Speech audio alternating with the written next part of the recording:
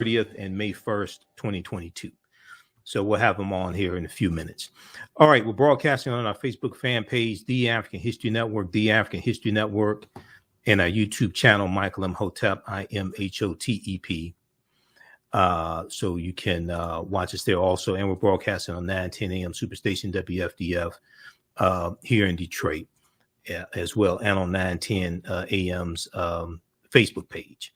So welcome to the African History Network show right here on 9:10 a.m. the Superstation, Future Radio. I'm your host, Brother Michael Imhotep. It is Monday, April 18th, 2022, and we are live. Calling numbers 313-778-7600.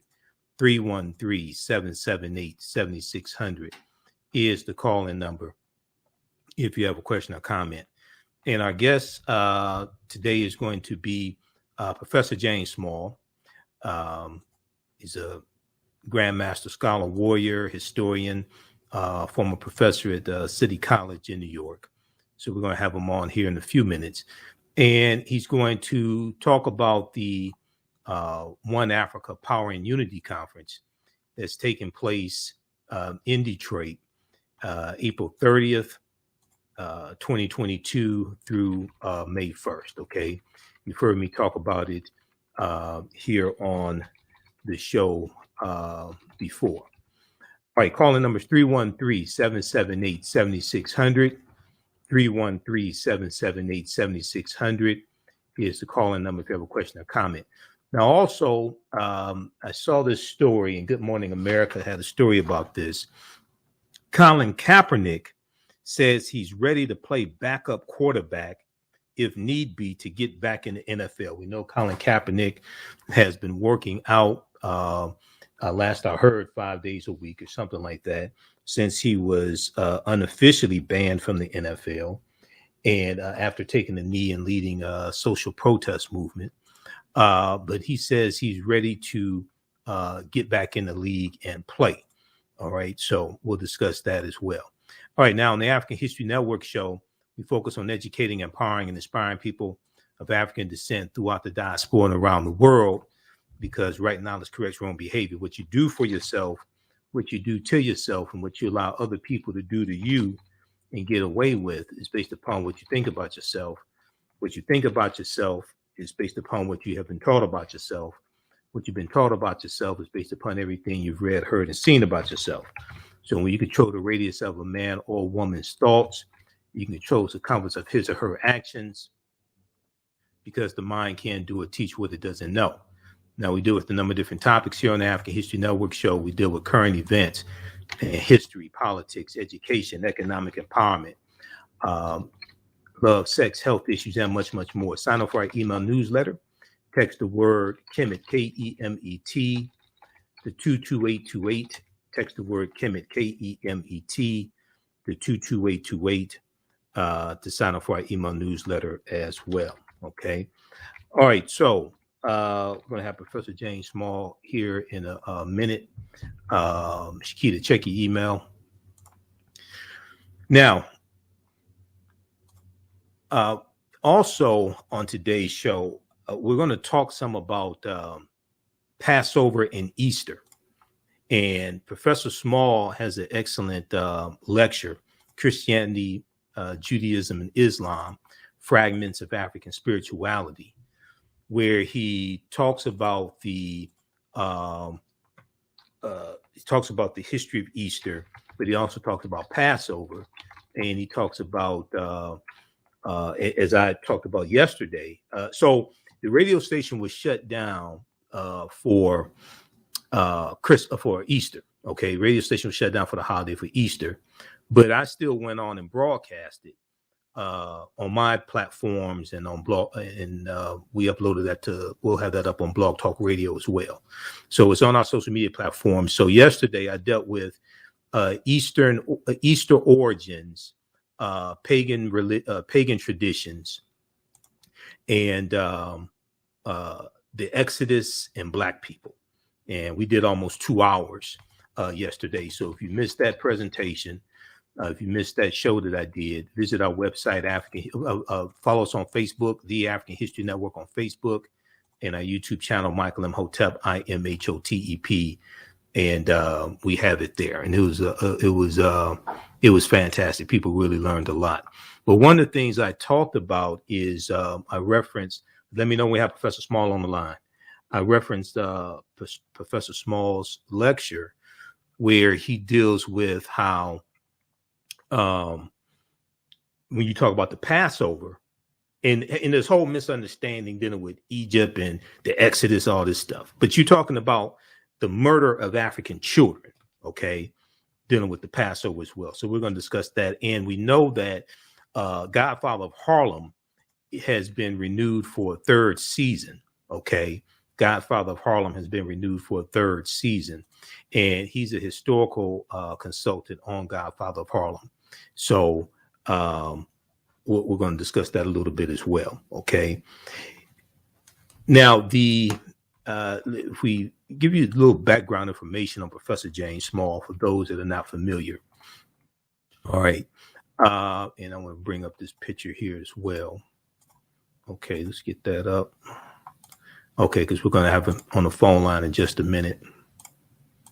Okay, so Professor James Small is a scholar activist, dynamic speaker, organizational consultant. He is also CEO of Sanaa Lodge Enterprise, Ghana Limited, CEO and president, African American Management Company, Ghana Limited, international vice president, Organization of Afro-American Unity, the OAAU, which was Malcolm X's organization when he leads the Nation of Islam. He's a priest of Oya, the Orisha Oya. He's a Baba Larisha in the Ifa tradition, which is the spiritual system of the Yoruba of Nigeria, and past president of the Eastern region of the Association for the Study of Classical African Civilization, ASCAC, Association for the Study of Classical African Civilization. Professor James Small has been an activist since his teenage years. His in-depth knowledge, thought-provoking, and calm delivery are influential elements to break the programming of miseducation. He studies extensively. He has studied extensively with Dr. John Henrik Clark, Dr. Yosef Ben Yakinen, Dr. Leonard Jeffries, who's one of my teachers we had here on the show April 4th. And Dr. Leonard Jeffries, he was my first interview that I did back March 10th, 2010. Okay. And Professor James Small, we had him on in 2010 also. Professor Small was one of my first interviews as well. I met Professor Small through Dr. Leonard Jeffries. Dr. Ivan Van Sertima, Dr. Asa Hilliard, Dr. Wade Nobles. Dr. Wade Nobles was one of my first interviews also in 2010 as well. Dr. Amos Wilson and Dr. Francis Cress Welsing. We definitely miss those ancestors. And Dr. Wilson we had here on the show 3 times. Do we have Professor Small on the line? For 11 years, Professor Small served as principal bodyguard to the late Ella Collins, the sister of Malcolm X, the then president of the Organization of Afro-American Unity, and was the Imam of Muslim Mosque, Inc., founded by Malcolm X as well. That's the other organization. That's the religious organization Malcolm founded, Muslim Mosque, Inc. Now, between the years of 1966 and 1980, Professor Small held membership in the Student Nonviolent Coordinating Committees. Okay. All right, so we have Professor Small on the line. Between the years of 1966 and 1980, Professor Small held membership in the Student Nonviolent Coordinating Committee, SNCC, the NAACP, and OAAU. So he was covering all the bases. All right, we want to welcome back to the African History Network show one of my teachers, Professor James Small. Hotep, brother, how you doing today? Hotep, Michael, how you doing? Oh, I'm all right, man. Well, you know, we got snow today, brother. It looked like a blizzard outside. We might get some snow tonight. That's going to be weird weather. Dude, it looked like a blizzard outside. What's that thing they call? A nor'easter or global warming? No. Global warming. Global warming. This year is going to be closer to that. Yep, exactly. Well, look, we're coming up here on a break in just a minute, but you're going to be here at the One Africa Power and Unity Conference, April 30th through May 1st, and I'll be there as well. So just let people know what's the name of your presentation. What are you going to talk about briefly? We're going to pick it up on the other side of the break.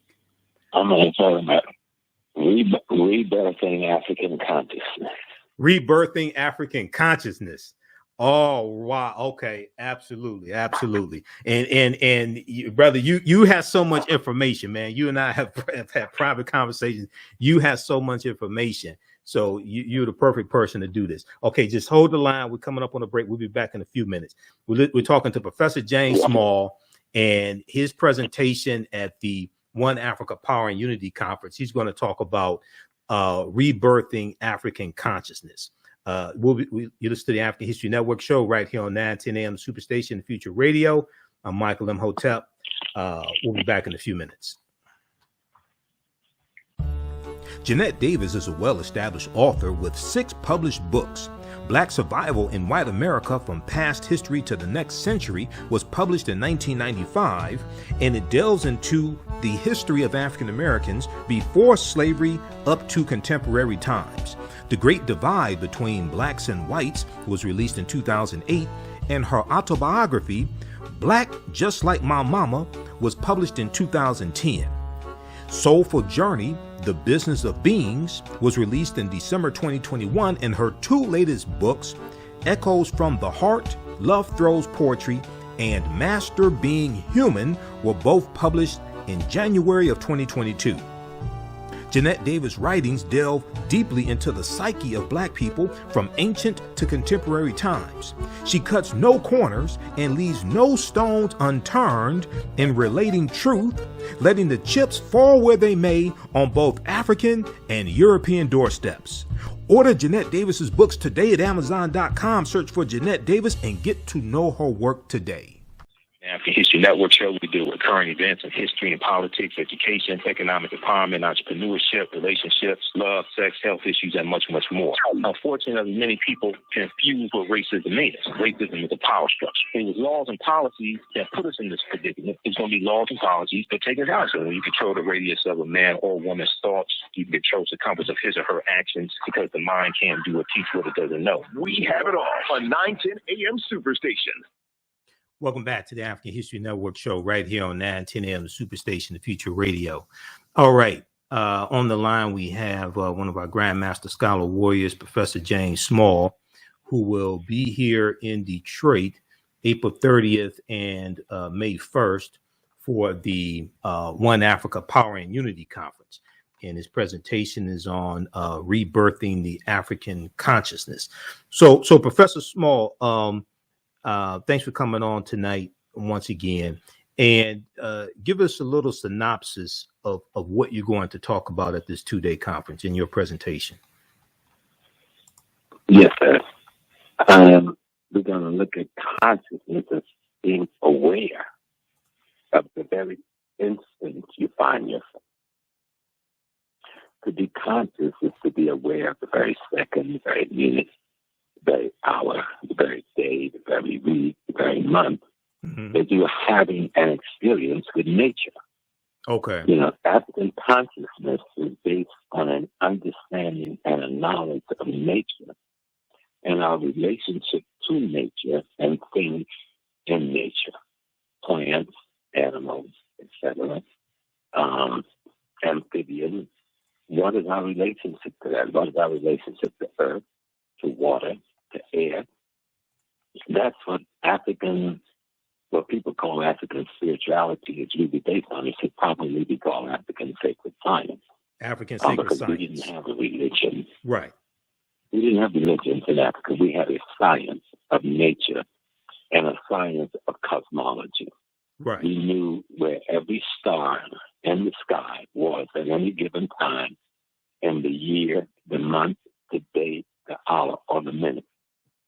And we knew how it aligned, and we knew how that affected the human beings on Earth at that particular instance, how to affect the plants, the animals on Earth in that instance, and our understanding through astronomy and astrology, and of course, knowledge of cosmology and its interrelationship with ecology, and then the human being's role in all of that.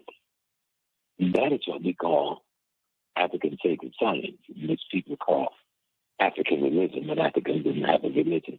We didn't even have temples. Even in Egypt, Kemet, we didn't have temples or places of worship as such. Mm-hmm. Those places, we call them temples. Those were universities. Those were places where people were taught the sacred science. So they could come and live it and teach the masses in the community how to live in accordance with nature and things in nature. So that's how you knew what herb healed you or what herb helped you. Right. That's how you knew what bush was good to eat and what animal you could eat and you couldn't, what fish you could eat and you couldn't, what day to eat them and what time of year you couldn't eat them. That was all a science, and we understood. And because we were in a rhythm, a harmony with nature, we stayed fundamentally healthy. Right. And we understood that there's no such thing as death. How could anything die? We're matter and energy. All the laws of physics that we know in today's world already explained to us. Neither matter nor energy can be destroyed when you're transformed. The Africans been saying that from the beginning of time, and people were laughing at us. What the Western world calls science is what they've stolen from African sacred science. Now, let me say that again. Right. What the Western world calls science is what they stole from African sacred science, or what you call African spirituality. So but spirituality don't describe the totality of the sacred science. I think sacred science is a better label for it. So oh, go ahead. Much of what we reject in Western science got it from our mothers and our fathers, and simply recast it in their culture. Right. Right. So when we began to learn again, take for instance, and I'll be telling them, as a woman, we said God is the creator, right? People, and if you're Muslim, you say Allah is the creator. If you're Yoruba, you say Olodumare is the creator. If you're a Christian, you say God is the creator, etc. Well, the only way God can create is if a man and a woman have sex. The only way God could create is if a man and a woman have sex. And if there's sperm in that egg, find unity. And that woman then goes through the 10-month gestation and bring that new life form into the world.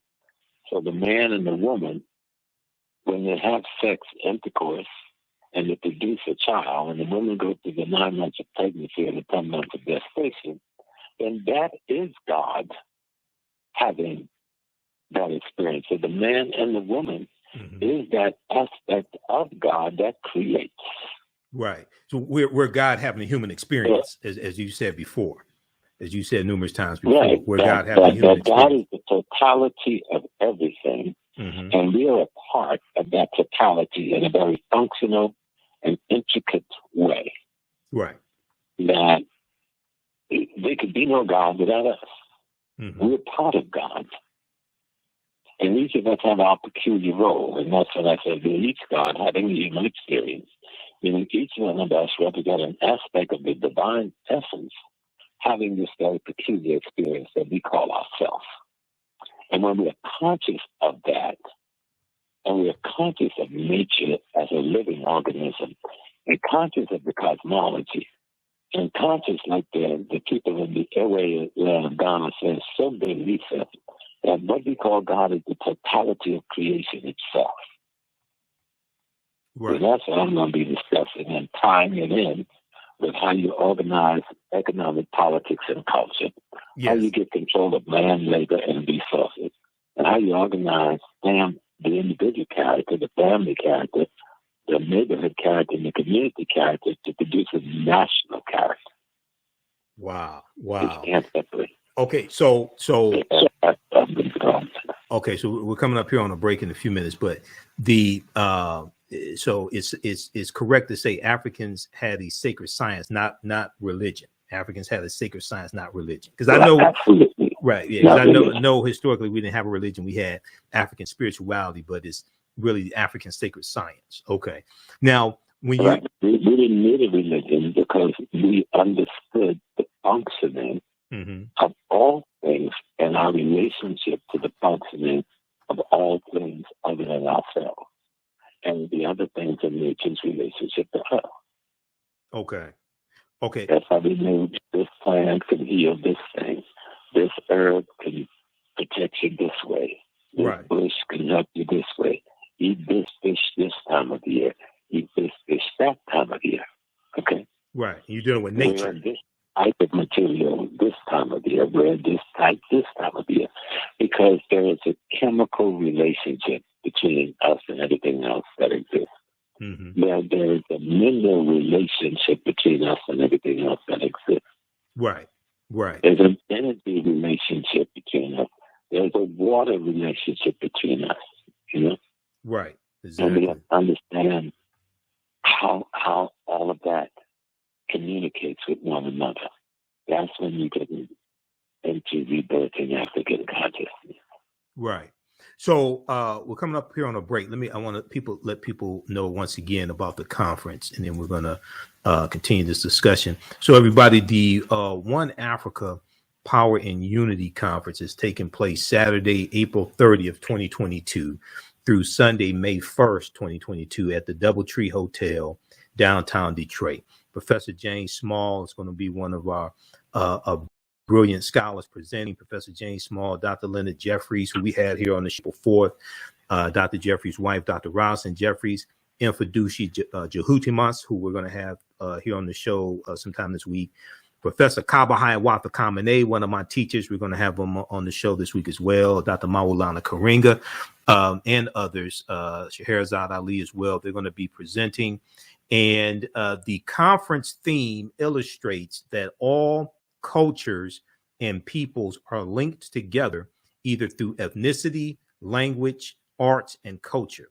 Presenters will unpack the historical connectivity and confluence of African people as they moved through the world. So you can visit our website, AfricanHistoryNetwork.com. We have the information there. You can purchase it. If you can't come in person, you can live stream it from around the world. So we have the information. We just posted the link here on the thread of the broadcast. Go ahead, Professor Small. Yes, sir. So when we understand African sacred science, or what you call spirituality, you can't separate it from your reality because it is your reality. The problem is we're not conscious about reality. We're caught up in somebody else's miseducated matrix. Right.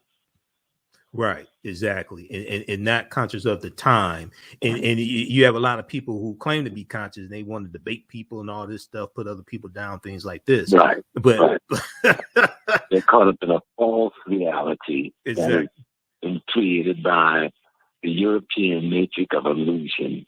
It's like a sleight of hand. You think you're in the real place, and you find you're standing on air. Right, and the minute you realize you're standing on air, your butt's going to crash. Right. Well, we've got to begin to understand that what is reality versus fantasy. And the white man has created a fantasy world that he controls through stimulations and emotions. Right? Right. So he gives you stimulus. Sex is the major stimulus. Drugs, different drugs are stimulus. Alcohol is a different stimulus. Certain visual things in terms of looking at beautiful clothing, looking at beautiful body shapes. These are all stimulus that are used to control your reality and make you think that you're conscious of reality when you're totally unconscious of reality. Wow. What you're dealing with is just illusions. Exactly. Exactly. Okay, look, we're coming up here on the break. When we come back from the break, I want to talk about the difference between spirituality versus religion. Okay, when we come back from the break, and then we want to talk about Passover. And what you were saying about Passover in your lecture, Christianity, Judaism, Islam, Fragments of African Spirituality. And we're going to talk a little bit about Godfather of Harlem Season 3 as well. Stand by, Professor Small. You listen to the African History Network show right here on 910 AM Superstation Future Radio. I'm Michael Imhotep. We'll be back in a few minutes. The work that I do is larger than the fashion industry. It's larger than the art world. and I believe that I was born to bring newness into this world. I'm Kaima McIntyre. I'm 24 years old, and I'm an artist. I create everything from paintings to jewelry design, metaphysical jewelry to be specific, and fashion design. The only reason why my prom dress went viral is because people needed it. Within a few days of going viral, Notori Naughton reached out to me and she's like, I saw your dress, can you make me a dress? I was equally as shocked to be asked by a celebrity to design their dress at the age of 17. That's just one person, and the list just continues to go on to Janet Jackson, to Tyra Banks. It really hits home. That means that the discussion is happening on the grounds in real time.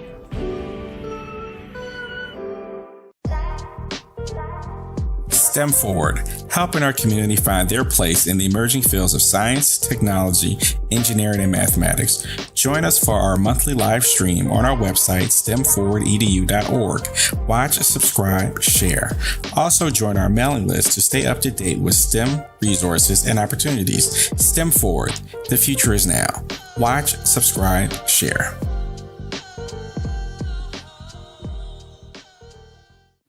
910, the Superstation, Detroit's only African-American talk radio. Welcome back to the African History Network show right here on 910 AM, the Superstation, the Future Radio. Okay, we're speaking with one of my teachers, Professor James Small, and he'll be one of the scholars speaking at the One Africa Power and Unity Conference taking place at the Doubletree Hotel in Detroit, April 30th through May 1st. So, Professor Small, right before the break, I said that I want you to explain the difference between spirituality and religion. We know that Africans did not have a religion. We had an African sacred science. But what's the difference between spirituality and religion? Well, religion is an organized group of training and repetitive rituals. Mm-hmm. You go and you do your service on a particular day.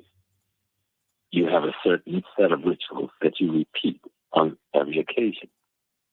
Sometimes you have a literature, like a Bible, Torah, or the Quran, and your literature implies this is the beginning and this is the end of the process of knowing, which is the biggest authors in the world.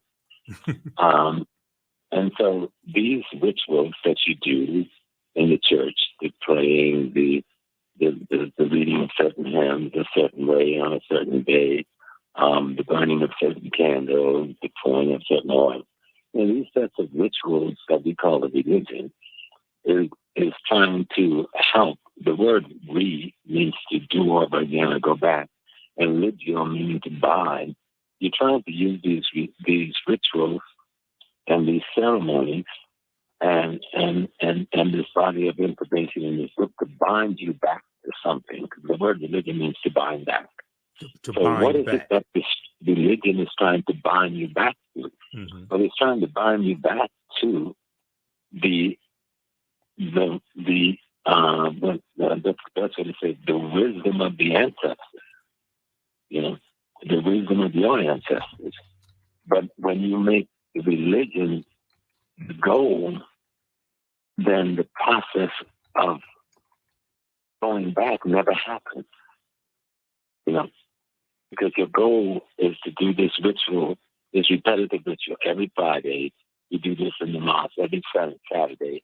We do this in the Hebrew temple every Sunday. We do this in the Christian church, and we do the same thing every week. Mm-hmm. And we have the same body of literature every week.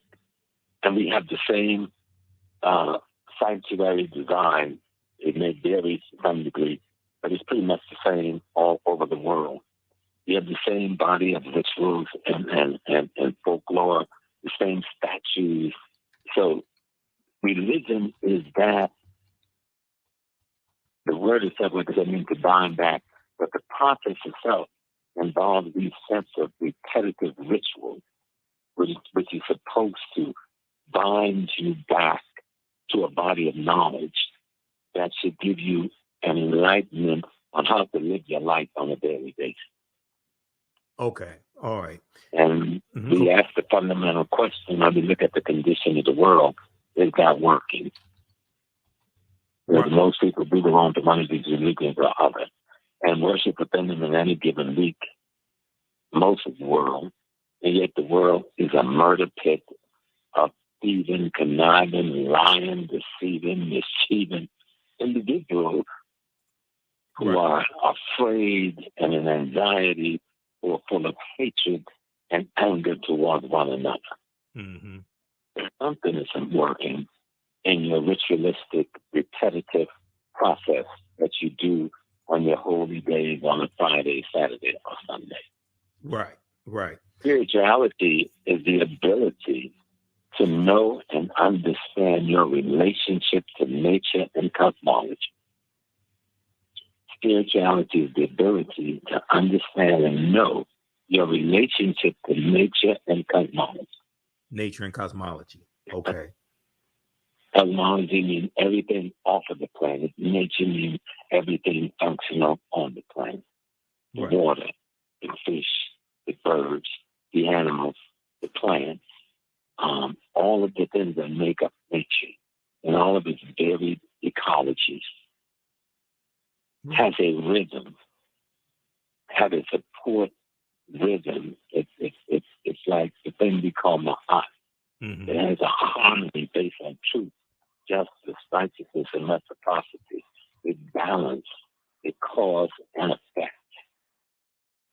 You know, and the African spirituality seeks to understand that and participate as a part of that harmony. Right. Fully engage with nature and allow nature to fully engage with it. Fully engage with the cosmology and allow the cosmology to fully engage with you. For instance, the African scientists who we call astronomers, when they discovered and studied for 25, 50,000 years the movement of the stars, the movement of the constellations, the reorganizing and events of stars and constellations at different times in the year, the movement of the moon, the movement of the sun, right? Right. They looked at all of those relationships on every given day and asked, okay, what is the human being doing at that same moment in time, and how are they seemingly affected by the arrangement of the constellations and the location of the sun, the location of the moon, and the location of the planets on any given day, in any given hour, in any given minute. And the scientists discovered that they couldn't give that body of knowledge to the masses in that scientific form, so they created another science called astrology to explain astronomy to the human being so they could apply it to their daily lives. You got it? Yes. Yep. Apply it to their daily lives. Exactly. Exactly. Okay. So you take the knowledge of astronomy and you repackage it in astrology so that people can take the wisdom of astronomy, the wisdom you discovered in astronomy, using the teaching tool of astrology, and apply the wisdom of astronomy to their daily lives. Right. Apply to their daily lives. Exactly. Okay. So yesterday was Easter, and I did what? Yesterday was Easter. East of what? Well, Easter, Ostara, but so I did a broadcast yesterday, and the day when a dead man is supposed to come back to life.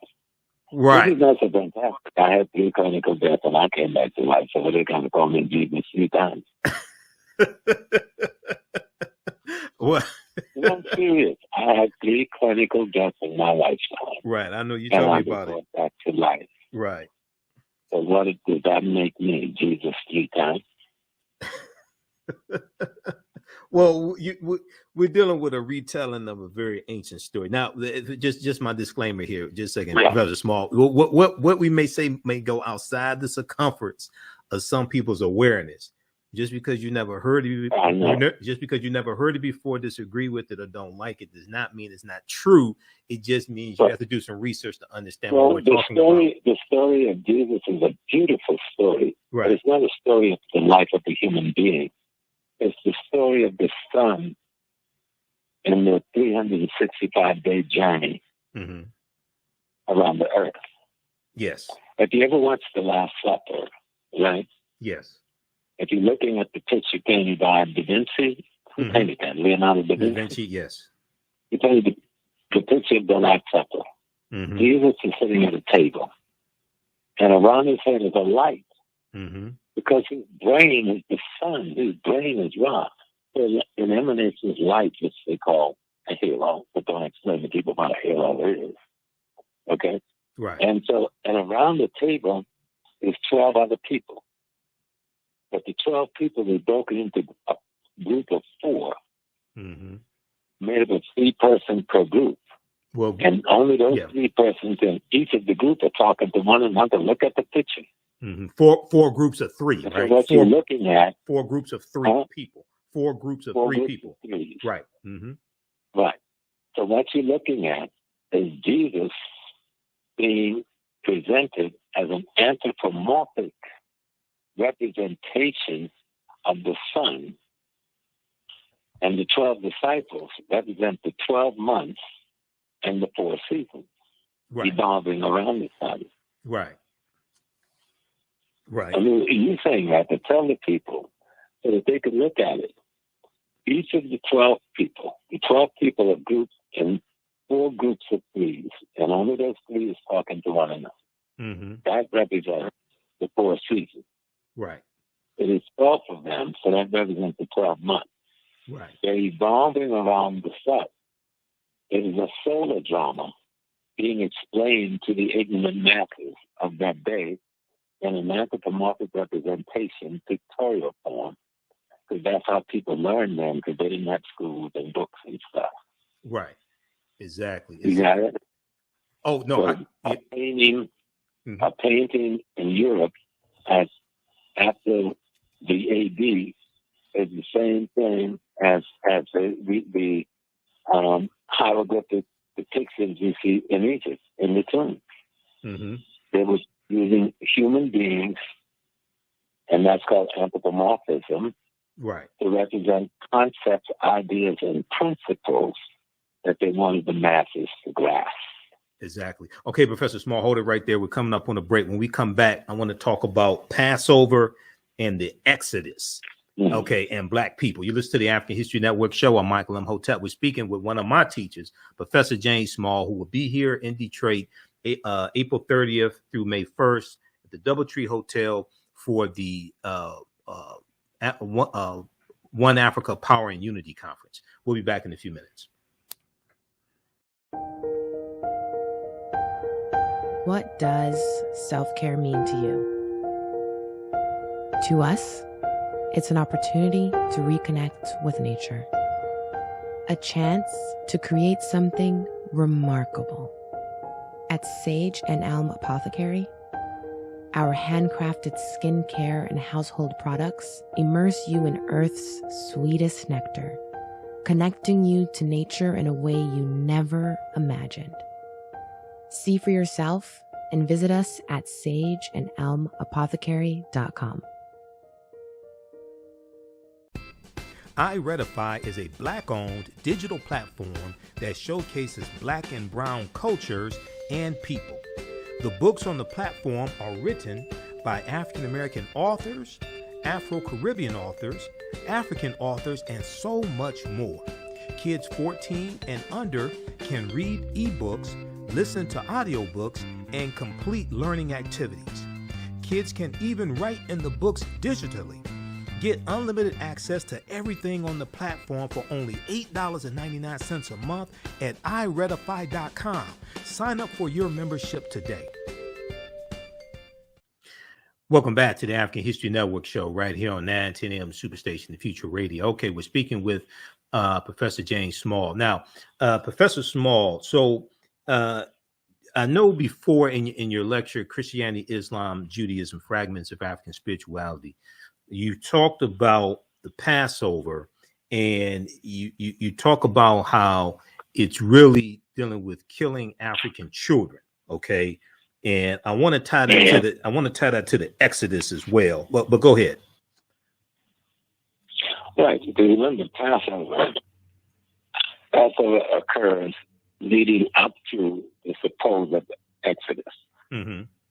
Now, it must be stated there's nothing in the history of Kemet, the society that's kept the best kept history in the history of the world, but they don't put one thing in there about a Passover. Mm-hmm. They don't have one thing in there about Kemet, in the history about Kemet. They have nothing in the history about Jews, and nothing in the history about the Jews ever being enslaved. But let's take the story, which I think is a fantasy story. Mm-hmm.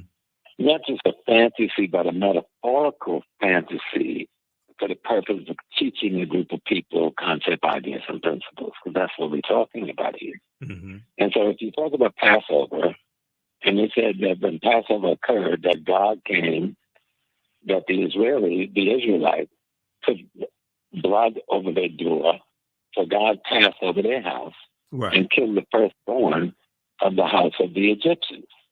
So what happened on that night is the murder of black male children. Right. The firstborn male of the black community across the country. It's called genocide today. Mm-hmm.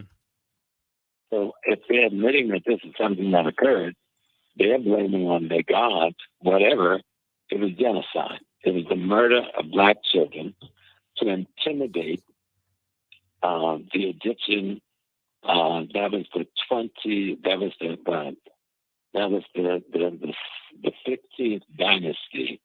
Mm-hmm. That is, the 17th dynasty, leading into the 18th dynasty, and the ousting of the Hyksos from northern Kemet. Mm-hmm. And so those people who call themselves Hebrews put themselves in history in that experience of having to leave. If you are the people, why? If you can live and pass as Egyptians, why are you running away? You're running away because you were collaborators with the colonizers. Mm-hmm. You were collaborators with the invaders. The invaders were being given out, so you're running also. Right. If you want to take it and make it that your history is right, then let's look at fundamental realities. Why are you running? You are the oppressed. You should be glad to see the Hyksos get kicked out. You should thank God, my brothers and sisters who came from the south to rescue me, that you've come. But no, you ran away to the east. Mm-hmm. And in running, you created a scenario where the firstborn male in every Egyptian house was murdered by your God. But I know that if that really happened, it was murdered by your assassins. Mm-hmm. Called genocide. Right. So when we watch these people saying they're celebrating Passover and they're celebrating something sacred, they're celebrating the murder of the firstborn male of every Egyptian household. African boys. Glorify that. African children. Yep. Okay, so very quickly. Now let's go ahead. And go next. If you go to Leviticus or the next book, whatever the book is after genocide, when they go into the land of Canaan, they said that God told them to kill every man, woman, and children in every Canaanite town. Mm-hmm. And any woman, you can save the women who were virgins and make them yours, but any woman that had known a man, murder her too. Right. Murder the chickens and the dogs. That's in the Bible, people. Right. That's in your Bible. Right. Okay, very, very quickly, because we got 3 minutes left in the show. You want to claim that legacy? Go ahead. Claim it. Very quickly. We're going to bring you back Sunday night when we have 2 hours also, brother. But very quickly. So on yesterday when I did my broadcast, one of my sources that I cited was this article from history.com, the official website of the History Channel, called Passover. And after they go through and explain what Passover is from the religious perspective, then they have a section that says questions of historical accuracy. It says, for centuries, scholars have been debating the details and historical merit of the events commemorated during the Passover. Despite numerous attempts, historians and archaeologists have failed to corroborate the tale of the Jews' enslavement in and mass exodus from Egypt. Although the ancient Egyptians kept thorough records. Go ahead. Give credence to any of that. It's all fantasy. Right. Although the ancient Egyptians. Go ahead. Listen to me. It's allegorical and metaphorical fantasy for the purpose of giving an identity to a bunch of traitors and collaborators against their own people. Right. So it goes on. Is that clear enough? Oh, absolutely. Listen to the whole thing now, because you got to understand. Yep. Somebody had invaded Kemet called the Hyksos. And they made a second invasion. By the 17th dynasty, they're being driven out by Chemos and Amos. And then their father, and that's the brother named Akhenaten's father, would drive them out. That's Amenhotep III. Amenhotep III. Yeah. Yeah. Amenhotep. And so if they want to cast themselves in that historical experience, then they got to cast themselves as traitors and collaborators that committed genocide against their own people. Okay. Is that clear enough? Oh, absolutely. If they want to make a history, then let's go with real history then. Right. And if they want to make that a historical moment, which there is no data anywhere in history, anthropology, archaeological, or literature, or any other way that supports anything to do with the Jewish exodus out of Kemet. Right. Or a Jewish presence in Kemet to even make an exodus. Exactly. Let me just wrap up with this very quickly. So it goes on to say, although the ancient Egyptians kept thorough records, no mention is made of the Israelite community within their midst or any calamities resembling the 10 biblical plagues. There is also no evidence of large encampments in the Sinai Peninsula, the fabled site of the Jews wandering, or any sudden fluctuation in Israel's archaeological record that would indicate the departure and return of a large population. So I'm done right there. I mean, this is the History Channel breaking this down. You're done, but then you have to account for where did this phenomenon come from? And I'm telling you, it is the collaborators who had betrayed their own and collaborated with the Hyksos, who wanted, when the Hyksos got kicked out, Hyksos didn't give a damn about them, so they had to create an identity for themselves. So they created that false history, which you don't see written anywhere until after the so-called Exodus back to the so-called Israel from Babylon. Right. Okay. We're going to bring you back Sunday. We'll get deeper into this as well. Let people know, how can they contact you? How can they bring you in to do lectures? How can they get your lectures or DVDs or whatever you have? What do they do? Yes, sir. Well, go to ProfessorSmallAfricanWorld.com. ProfessorSmallAfricanWorld.com. Okay. And he has it all there because I was on your website today. Professor Small, is it? Okay, hold on. I've got it right here. ProfessorJamesSmall.com or Professor. You can go to ProfessorJamesSmall.com. That's the website. Okay. Or you can go to ProfessorSmallAfricanWorld.com. That's my Facebook history page. Okay. All right. Check that out, people. Okay. We'll talk to you. We'll talk to you later, Professor Small. Okay. We'll see you here in Detroit. Okay, brother? Yes, sir. Okay. Hotep. Peace and blessings. Okay, everybody. That's Professor James Small. We got to get out of here. Those watching on Facebook and YouTube, keep watching for a few more minutes. We're going to squeeze in this story on Colin Kaepernick. Be sure to support the African History Network, $ TheAHNShow through Cash App and through PayPal, paypal.me/TheAHNShow. Visit our website, AfricanHistoryNetwork.com, AfricanHistoryNetwork.com. Also, we have the information for our new online class starting up Saturday, April 23rd, 2 p.m. to 4 p.m. Ancient Kemet, the Moors, and the Maafa, understanding the transatlantic slave trade, what they didn't teach you in school. Remember, right now it's correct wrong behavior. It's not over till we win. Wakanda forever. We'll talk to you tomorrow. Peace.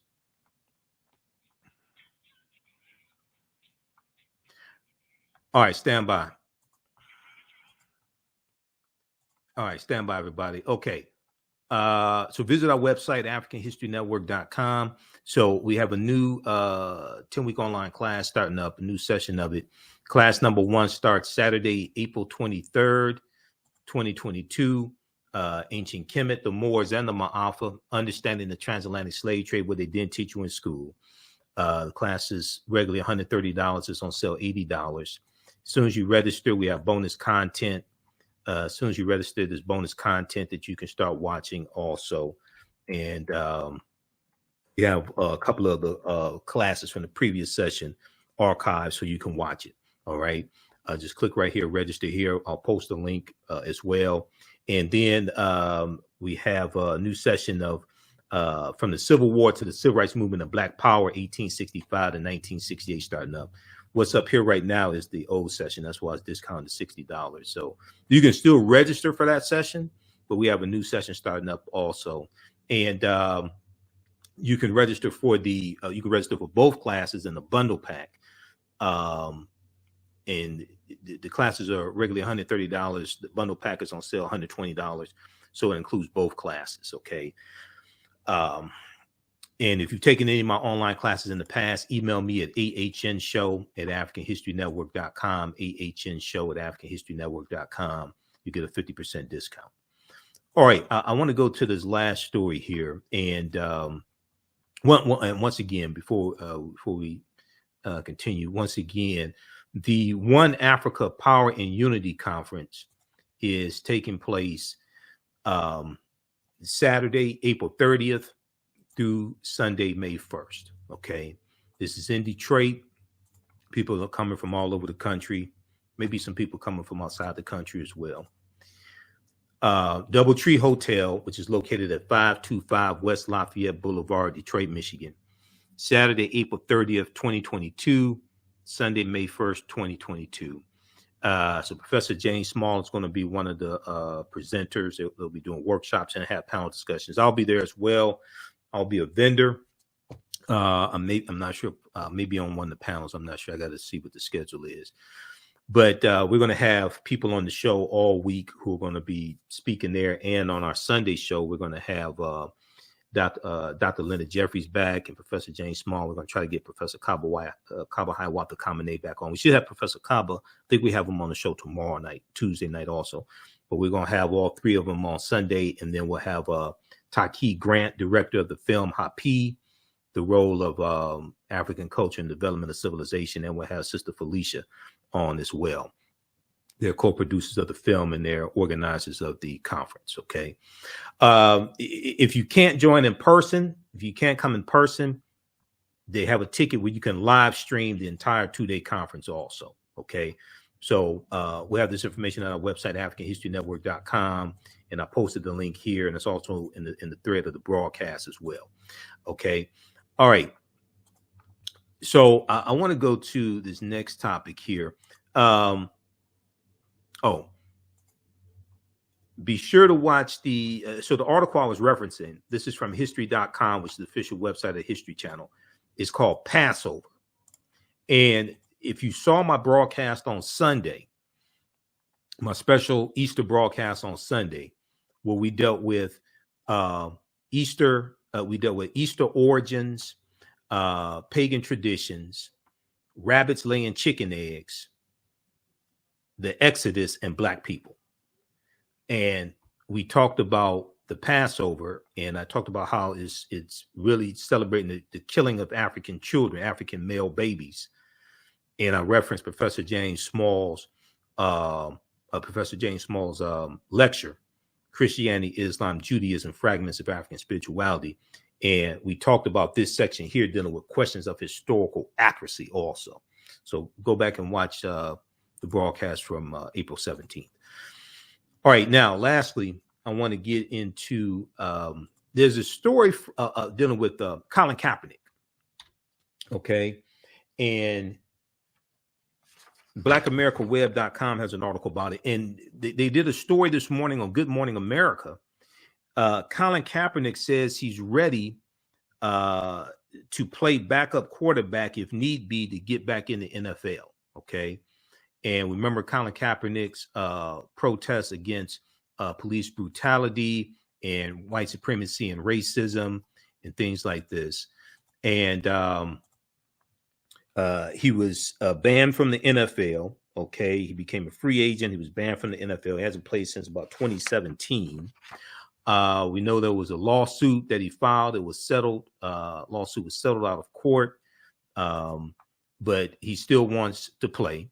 Okay. And understandably so. He should have never been banned from the NFL, even though it wasn't an official ban.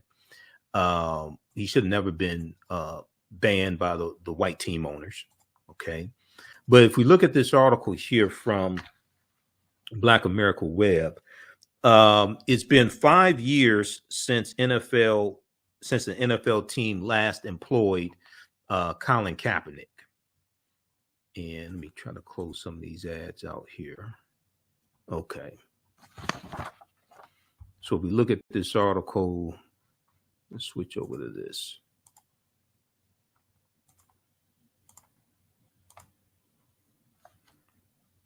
Colin Kaepernick says he's ready to play backup quarterback if need be to get back in the NFL.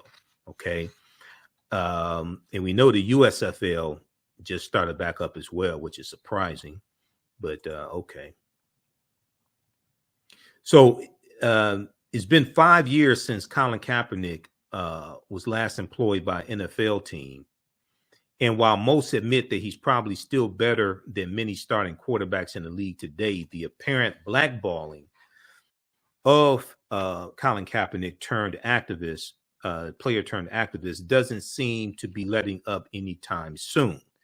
Still, 34-year-old isn't giving up hope of one day getting back in the league. And according to TMZ, he's even willing to take the role of a backup quarterback if that's what it takes to get back on the field. Now, recently, the Super Bowl playing quarterback had an in-depth interview with NFL stars Chad Johnson, Adam Pac-Man Jones, Brandon Marshall for an episode of I Am Athlete. And it stated that he would not mind playing the bench for a team so long as he gets another chance to prove his worth on the big stage. Okay. And I want to pull up this clip from Good Morning America also from Monday, April 18th. Let me cue that up here. All right. Okay, I know I have to find my way back in, so I have to come in as a backup. That's fine. If I have to come in as a backup, that's fine. Colin Kaepernick told the guys. But that's not where I'm staying. And when I prove that I'm a starter, I want to be able to step on the field as such. When I prove I am a starter, I want to be able to step on the field as such. I just need that opportunity to walk through the door. Now, unfortunately, for Kaepernick, team owners and coaches just don't want the drama that comes with signing him for their team. Okay, they just don't want the drama that comes with signing him for their team. Outside of him being labeled a distraction, teams fear the backlash that'll come from the Donald Trump supporters, MAGA country, and the Blue Lives Matter activists who were silent when domestic terrorists were beating up police officers during the January 6, 2021 insurrection. And you had 5 officers who subsequently ended up dying for various reasons. The Blue Lives Matter people were silent when domestic terrorists were beating up police officers and attacking the U.S. Capitol. So I'm still waiting on the Blue Lives Matter people to denounce the domestic terrorism from the Trump supporters on January 6th to try to overthrow the government. So during that time, NFL teams have resorted to signing blatantly washed up quarterbacks to start for their team, and even gotten a few players out of retirement to stink it up for the franchise instead of giving Colin Kaepernick another shot. Still, Kaepernick is not giving up and is hoping one team out there is brave enough to welcome him into their locker room. But if the past few years have taught us anything, it's that bravery, honesty, and fairness are in short order these days. And Kaepernick is bound to learn that lesson the hard way. So hopefully a team will pick him up, maybe the Pittsburgh Steelers, where Brian Flores went, as a assistant coach. So I want to go to this clip here. This is from Good Morning America today. They did a story on this as well. Let's go to this clip just a second here. Now to Colin Kaepernick, who's speaking out overnight, the quarterback talking with I Am Athlete about how badly he wants to return to the NFL. TJ Holmes is back with more on this. Good morning, TJ. And Stray, again, remember, he has not thrown a pass in the NFL since January 1st, 2017. We're talking about 5+ years now. So it's fair to say we're not sure where he is and how good he could be on a football field. But we're also not really sure what he's thinking. He doesn't talk much, doesn't give a lot of interviews. Well, he took questions from some fellow athletes, and now we're hearing from him. And he says now he just needs an opportunity to walk through a door. He'll handle the rest from there. In one of his first interviews in years, Colin Kaepernick says he still hopes to once again be an NFL quarterback. Do you want to play football? Absolutely. I mean, that's without question. This candid session takes place after the free agent quarterback had a training session with former NFL stars Chad Ochocinco and Brandon Marshall. What you saw out here, that's 5 years of training behind the scenes to make sure I'm ready and stay ready at the highest level. You don't do that if you don't have a passion and you don't believe you're going to find a way on that field. Kaepernick acknowledges that at this point, he'd sign as a backup. I know I have to find my way back in. Okay. So, yeah, if I have to come in as a backup, that's fine. But that's not where I'm staying. Kaepernick did secure one 2017 meeting with the Seattle Seahawks, but he's heard nothing in the 5 years since. He's even reached out to each team and participated in numerous public exhibitions. In his pursuit of a comeback, Kaepernick trained with Seattle wide receiver Aaron Fuller, through with current NFL players, even passing for scouts at the University of Michigan. Let me come in, compete, show you what I can do. The now 34-year-old is asking franchises and their GMs to see him as a no distractions team player. The narrative was out there was, oh, it's going to be a media circus. What else comes with him? Kaepernick helped carry San Francisco to the Super Bowl in 2013, but he's gone from player to activist, kneeling as the national debate over police brutality ignited and paid a price for his protest. Fans burned his number 7 jersey. Kaepernick hasn't thrown a pass in the NFL since the 2016 season, but he's been busy rolling out a Netflix series, Colin in black and white. He landed a lucrative Nike ad, landed on the USA Today bestseller list as a children's book author, and stayed in shape for the possibility of a contract to come. You had those dreams from when you're a kid. I mean, like, I'm gonna be an NFL player, and I'm gonna win a Super Bowl. Yeah. And for me, I have unfinished business on that front. And you can see more of that interview in full episode I'm Athlete on YouTube today at noon Eastern. And guys, remember, it was September 2016 when he took a knee for the first time. Mm-hmm. That was his last season in the NFL, that season that he did that. He's 34 now. We were just talking. He stays in shape.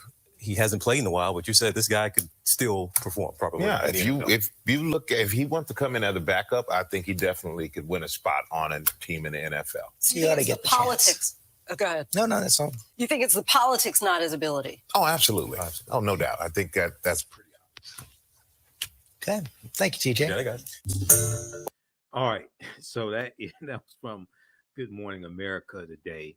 And hopefully Colin Kaepernick can come back into the league. Maybe the Pittsburgh Steelers. I don't think the Detroit Lions will take him, but maybe the Pittsburgh Steelers will pick him up, and he deserves to be back in the league. He's better than a lot of these quarterbacks they've been signing also. So we'll keep you abreast of what's going on. But check out the article also from blackamericaweb.com. Colin Kaepernick says he's ready to play backup QB quarterback if need be to get back in the NFL. And that clip from Good Morning America, that's on their YouTube channel, Good Morning America's YouTube channel. Okay, be sure to register for our new 10-week online class that starts up Saturday, April 23rd, class number 1. So if you missed the class that started up in February, we have a new session of it starting up Saturday, April 23rd, 2 p.m. to 4 p.m. Eastern Standard Time. Ancient Kemet, the Moors, and the Maafa. Understanding the transatlantic slave trade, where they didn't teach you in school. So we deal with thousands of years of history and what leads up to the transatlantic slave trade taking place. We do it. It's a visual class, so we do a PowerPoint presentation with book references, articles, video clips, tons of articles as well. We also look at a timeline of history. The class is on sale $80, regularly $130. You can register at our website, AfricanHistoryNetwork.com, and also be sure to support the African History Network. This is our 12th year anniversary of me broadcasting the African History Network. First started March 10th, 2010. And my 6-year anniversary of broadcasting on 9:10 a.m. Superstation WFDF. I started, it was April 2016 when I started the African History Network show on 9:10 a.m. Superstation WFDF. But $ the AHN show through Cash App and through PayPal, paypal.me/the AHN These other Cash App accounts are fake African History Network Cash App accounts. I've made progress. Cash App has launched an investigation because there's about 4 or 5 fake African History Network Cash App accounts out there that have been stealing money from us. This is our only Cash App account, $ the AHN show. And when you go to it, it says Michael and shows my picture there. We have the link here in the PayPal button also. This helps us keep doing the research, stay on the air, keep broadcasting, bring you shows like we did on Sunday. We dealt with the history of Easter and the origins of Easter and Passover and things like this, and the Exodus. The interview I did with Dr. Leonard Jeffries back on April 4th, the interview we just did with Professor James Small as well, because even though I'm on 9:10 a.m. WFDF, they don't pay me to do radio. So we have to find other ways to support this and support the research. Okay, look, we have to get out of here. Remember, at the African History Network, we focus on educating, empowering, and inspiring people of African descent throughout the diaspora and around the world. Because right now, it's correct wrong behavior. It's not over till we win. Wakanda forever. We'll talk to you tomorrow. Peace. Jeanette Davis is a well-established author with 6 published books. Black Survival in White America from Past History to the Next Century was published in 1995, and it delves into the history of African Americans before slavery up to contemporary times. The Great Divide Between Blacks and Whites was released in 2008, and her autobiography, Black Just Like My Mama, was published in 2010. Soulful Journey, The Business of Beings, was released in December 2021, and her 2 latest books, Echoes from the Heart, Love Throws Poetry, and Master Being Human, were both published in January of 2022. Jeanette Davis' writings delve deeply into the psyche of Black people from ancient to contemporary times. She cuts no corners and leaves no stones unturned in relating truth, letting the chips fall where they may on both African and European doorsteps. Order Jeanette Davis's books today at Amazon.com. Search for Jeanette Davis and get to know her work today. What does self-care mean to you? To us, it's an opportunity to reconnect with nature. A chance to create something remarkable.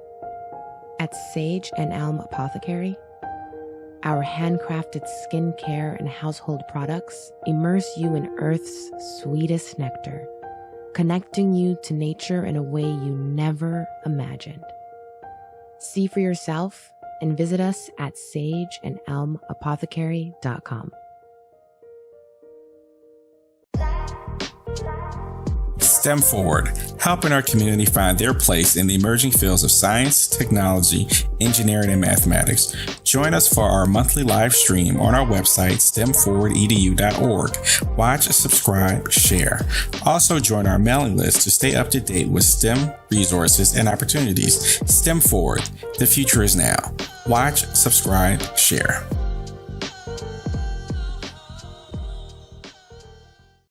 The work that I do is larger than the fashion industry. It's larger than the art world. And I believe that I was born to bring newness into this world. I'm Kaima McIntyre. I'm 24 years old and I'm an artist.